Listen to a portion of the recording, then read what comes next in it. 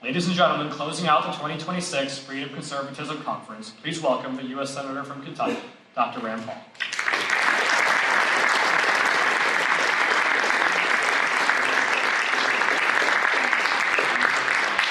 Good afternoon. It's good to be here. I don't really think we have any problems left in the country.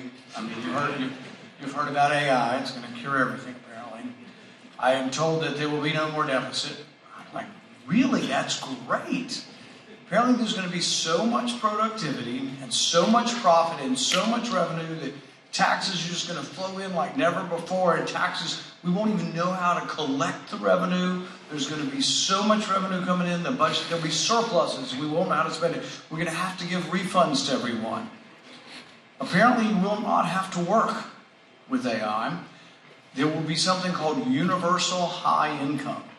There'll be no more work, but everybody will have high income. The deficit will disappear, and it's sort of a nirvana, I guess. And it's like I hear this and I read this, and I'm like, really, that sounds like a dystopia, not a utopia. You think we're going to all be better somehow while not working? But I also take it with a grain of salt, because there's never ever been any technology, no invention so far has ever been invented that removes unemployment, gets rid of employment permanently. That instead of it being a translocation of one industry to another, it's going to be gone, it's going to disappear, and we're not going to work, and it's going to create great wealth. It just doesn't sound real to me. And so I tend not to believe it. It kind of reminds me of the Luddites to a certain degree. I mean, the candlestick makers were adamant, the electric light bulb was going to ruin their careers, there'd be no more candlestick makers. And there largely weren't, but there were certainly lots and lots of new people building electric light bulbs. The weavers were adamant that the automated loom would ruin things, and the Luddites came in with their axes and destroyed the automated looms because of this. I think it's the same sort of proposition. And some propose it as if it's some nirvana and it's going to be great, and others are proposing it as if it's going to destroy all jobs and be terrible. The way I look at it is this. I think there is an innate, inherent need for work, for man to work. I think it's what makes us human.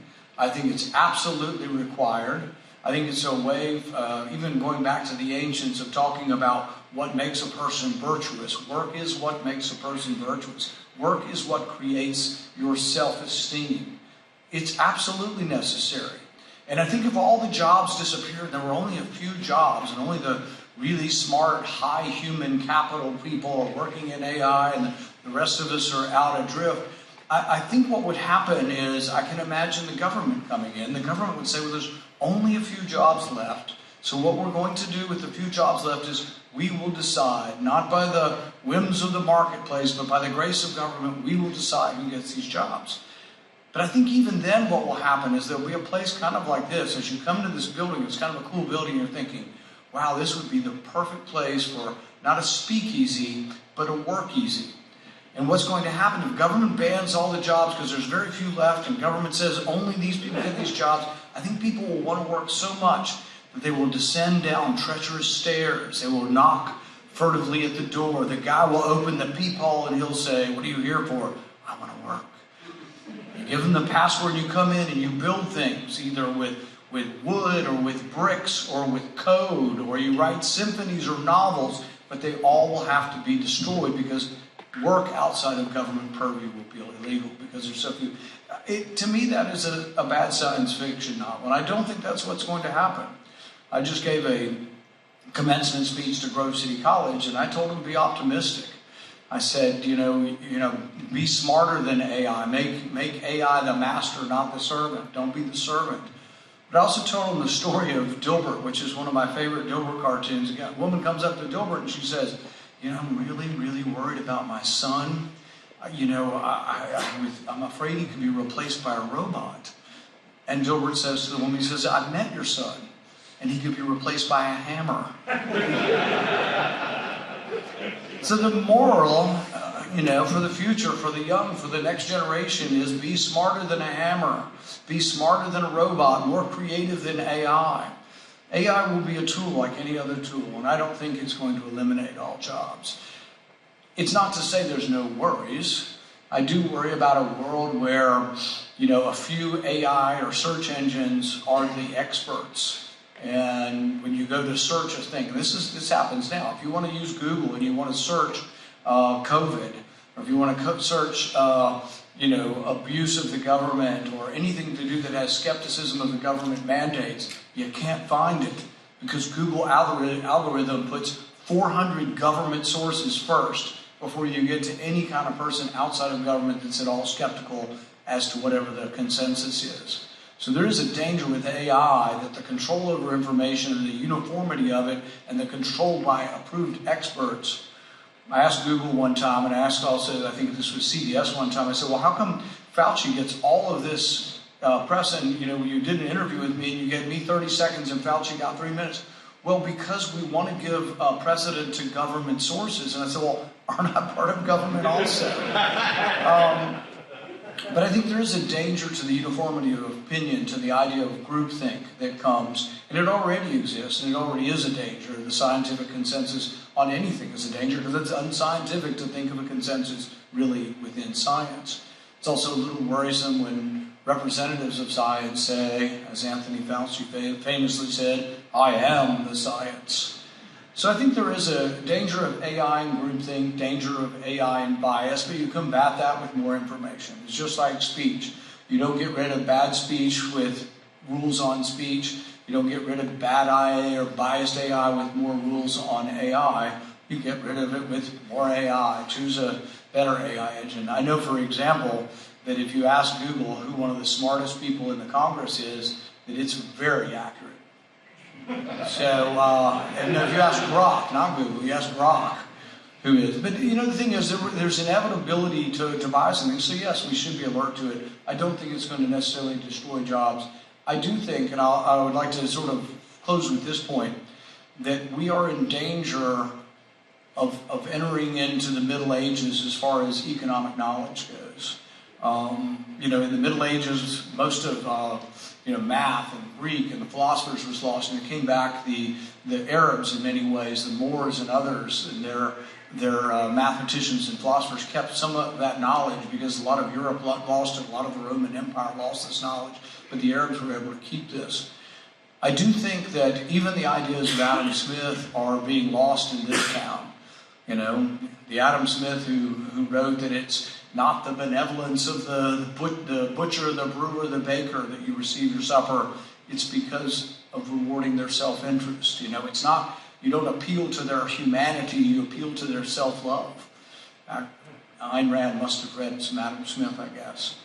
But the thing is that the idea of the invisible hand, the idea of these inherent desire to please oneself that maximizes efficiency, maximizes profit, maximizes capitalism, are being lost in a town where populism is taking over, populism and nationalism.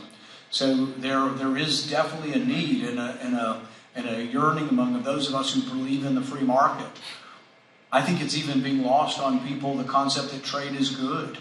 I will ask that proposition to young people, do you think trade is good? And it's like, what a dumb question. Of course trade is good. But it's being lost on people who somehow believe that you're being ripped off by trade. Lost is the notion that all voluntary trade is mutually beneficial or it doesn't occur. There is no such thing as bad trade. You can't have bad trade. The only way to get bad trade is to draw a circle around people who didn't trade and come up with an artificial designation called the trade deficit and say, oh, you're being ripped off by China. If all of you went to Walmart and bought a TV for $600 and you give $600 to Walmart, you are not being ripped off by China. You have decided to give up your $600 because you want the TV more than your $600. Walmart wants your $600 more than the TV. It's a mutually beneficial transaction, and really the transaction has nothing to do with China until politicians come in later on and draw a circle around and say, oh, all the TVs were made in China. And China didn't buy any TVs from us. So we have to get beyond this. Adam Smith understood this. One of his great insights, other than the invisible hand and the incentives that drive capitalism, one of his other great insights was the division of labor. But he connected the division of labor. He said the greater the extent of the division of labor, the greater the extent of wealth and prosperity. But he went one step further and he said that division of labor is spread throughout the world by trade. And as you spread the division of labor, initially you were richer because you didn't have to make your shoes. Somebody else in the village made your shoes. But you were richer yet when it was somebody in yet another village, and then another state, and then a far distant country. You were richer at every step, and you became richer at every step as the division of labor spread. We used to know this. We knew this, both parties knew this, frankly. All of the economics department, and hopefully some are still teaching, that trade is good. All of the statistics show you. The Industrial Revolution is based on division of labor, freedom, capitalism. But trade is just part of capitalism. International trade isn't some odd sort of duck over here. It is just part of capitalism. HumanProgress.org and others have pointed out that the GDP per capita, you see that it takes off in 1820, we're along the x-axis, and we've gone up astronomically. That curve is where we are. We live in that. But it's just not an accident. It wasn't like, a bunch of smart people got together. This is the mistake of Silicon Valley. We are so smart is why we did all this. Well, yes, intelligence is part of it, but they became vastly successful and billionaires because of capitalism and trade and freedom of commerce between nations. So we can't lose that. We are in danger of reverting. I can tell you that within my caucus, within the Republican caucus, there are less... not a fistful, not even a handful. There are a few senators who still believe in trade and the free market. You ask them about what they say. Well, these companies are unfair and we should ban vertical integration. It's like, really? You're going to ban one company from competing with another and trying to vertically integrate to lower their cost? It's a function of capitalism. It's a basic facet of capitalism. You can wish there's more or less, but it is part of capitalism. And yet half of my caucus are prepared for certain industries they think are unfairly treating people, to ban that. Half of my caucus or more is willing to ban who you buy or sell your houses from.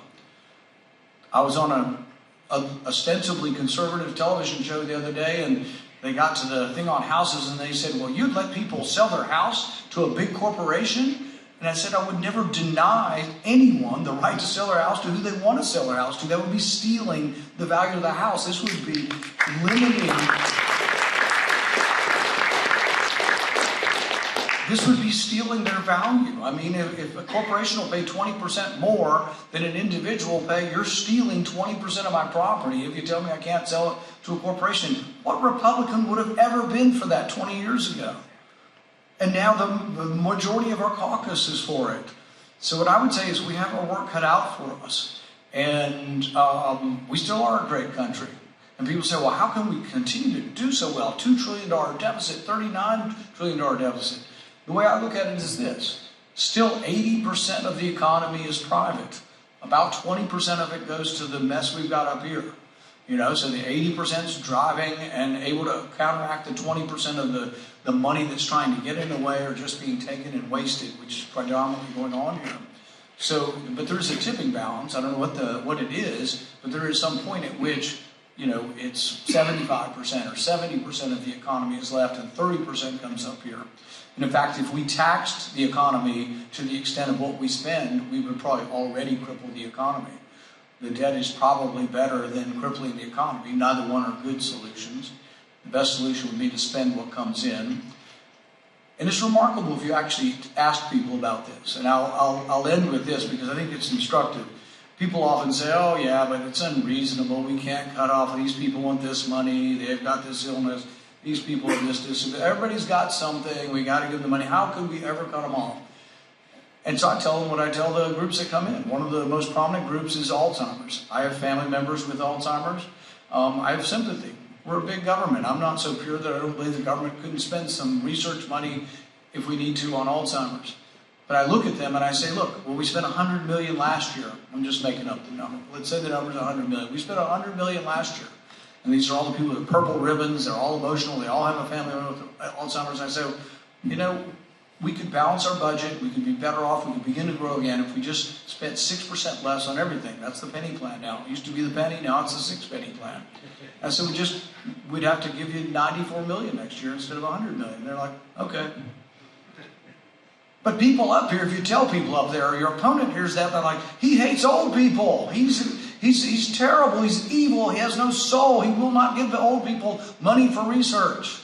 And I say, look, I don't hate old people. I aspire to be one. But that's the point, is up here things are impossible that almost everybody, you tell a businessman that government needs to cut 30%, and a businessman or woman will look at you and say, well, yeah, when times are tough, we do that. We cut back 30% to stay in business. But we don't have the same rules up here. So year in, year out, we continue. But I think that it is important to have a remnant, and hopefully you are that remnant, that still believe in capitalism, believe in trade, believe in the principles of limited government. We can't be a cult of one person. We have to be, I always thought we believed in something, and I thought many of those beliefs were shared by other people, including our nominees and our presidents, which is great. And we can have disagreements, but we can't have this monolithic cult of it is absolute and utter loyalty to one person or else. I thought the loyalty should be to ideas, to the Constitution. I continue to believe so. I hope you do too. Thank you very much.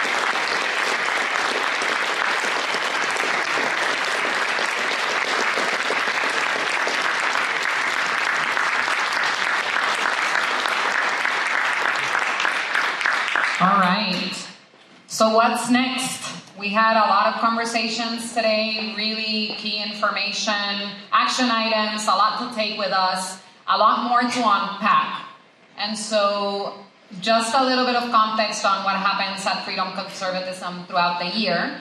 Every month through our congressional series, we do leadership development conversations with staff across Capitol Hill. So we've been fortunate enough to count on many of you in those conversations, and we will continue to engage you in those. If you have ideas on additional conversations that we should bring to Capitol Hill, we're really eager to hear those. We also have the signatory series, so those are going to continue to be a number of networking events throughout the year. I think one of the next ones probably at the State Policy Network. But again, if you also have events that are coming up and you want to convene signatories at that event, please let us know. And you can follow everything else that we're doing at the Freedom Conservatism Substack account, as well as at freecon.org. And hopefully we'll also begin planning next year's conference. So if you also have feedback for us, we're eager to hear that. And with that, thanks again to our sponsors. Thank you all for being here. See you at the next thing.